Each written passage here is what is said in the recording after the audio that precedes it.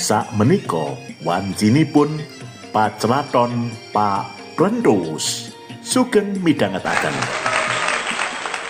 Bune, ayo lungguh kene, bedhek-bedhekan yo. Nggih, Pakne. Karo tak sambi nglempiti klambi nggih.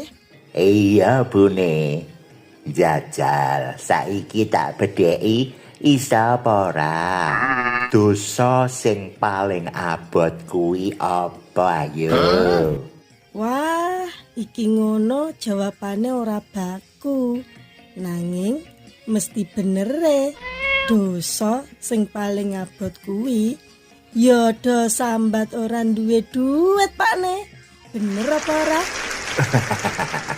Wah, bojoku pancen pinter. Nah, saiki tak bedheki maneh ya.